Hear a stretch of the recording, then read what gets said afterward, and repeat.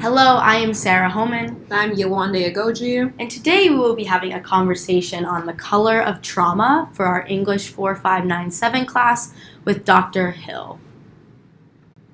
So the first thing we're going to be talking about, and kind of lays the foundation for our rest of our conversation, is the historical context and some background of Blackness in psychiatry. When Yewande and I were proposing this idea and doing further research, Nadia Kanini's publication Race and Madness had a huge influence on the rest of our work and our discussion that'll come later on. And in this publication, she kind of, again, gives this framework and lays the foundation of how psychiatry was developed within this era of mass enslavement and colonialism. Therefore, it's almost impossible to uncouple the ideologies of racial inferiority of Blackness and this development of psychiatry and the harmful effects of it. It's it's literally ingrained in its conception. So when we see this consistency of dismissal of Black pain, that's just simply psychiatry keeping up with its own traditions. Right. Yeah. Like Black pain, whether emotionally, whether physically, Black women are constantly, Black people in general are constantly, our skin is seen as some sort of like iron. Oh, they can't possibly experience pain the way others do. Yeah. Black women are 3 to 4 times more likely to die during childbirth than white women giving birth, simply because doctors don't believe them when they say, I'm in pain, something's wrong. Even medication, Black patients are far less likely to receive medication for cancer, for broken bones, versus white counterparts, because this persistence in the medical community, even in this modern age of believing that Black people are somehow built to withstand excruciating pain. Yeah, and I think what's important about that is looking at it from the historical standpoint of white enslavers thinking that African Americans were physically and psychologically suited for enslavement. Well, that's just the natural right. That's the natural order of things. Yep. They're not a full human. This is their lot in life. And there were even, medical terms. Drapetomania was when an enslaved person ran away from their enslavers. And this was a legitimate, diagnosis. Like, the same, doctors really thought this, we have cracked the case, boys. Instead of thinking, oh, this Black person is leaving because they're a fucking slave and they can't take it. It's like, no, this Negro is supposed to be here. He must be crazy. And it's just this, disregarding the trauma Black people are going through to explain the distress that they're currently facing. It's this, even with in psychiatry, how Black people overrepresent, like in mania, in madness, versus in depression, versus in these more emotional woes, versus something that's just psychologically wrong with them, because psychiatry often doesn't put into account Black people are people first and foremost, and they too can have this array of emotional feelings. It's not just simply mania. It can easily be depression, generally. So Yewande just brought up a great point about this kind of So Yewande was already kind of leading us into our next point about memorialization and perceptions that we take on Black trauma versus white trauma, and even just resistance from the Black community. One of the main things we wanted to talk about was the perceptions of Black Lives Matter versus March for Our Lives.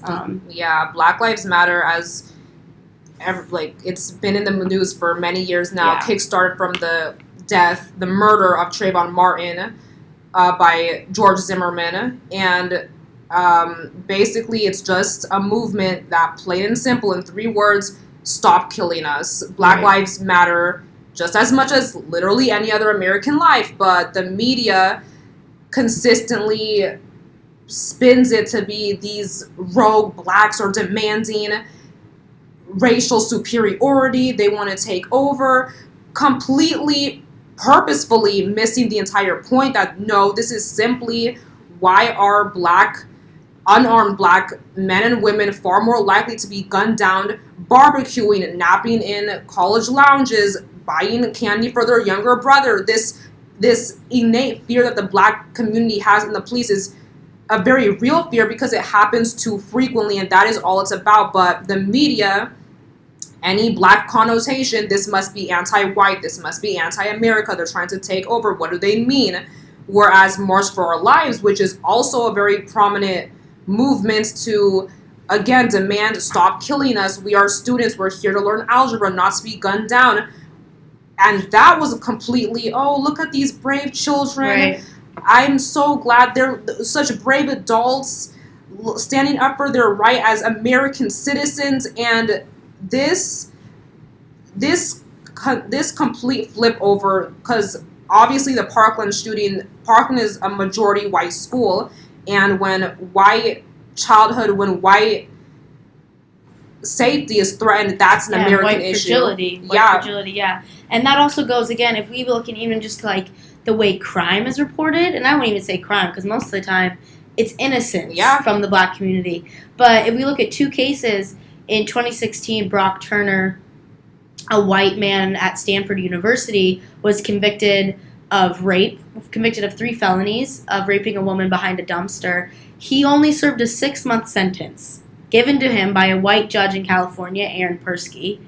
But if we look at on the other end of the spectrum, in 1989, Antron McCray, Kevin Richardson, Yusuf Salom, Raymond Santana, and Corey Wise, all within the age of 14 to 16, were given on average 7 years for a crime they did not commit, were convicted, and a coerced guilty plea. And the fact that the victim couldn't even recognize them, and she still went on the stand to go against, like, no, these are definitely the boys who did this, even though I have no recollection of what they could have looked like. Even when DNA exonerated 5, and it was this one single man who did the raping, to this day, that same victim refuses to even entertain the thought these black and brown boys did not harm her. And just also even the notions of, again, what trauma comes from that, and why are we not having that conversation of what that did to these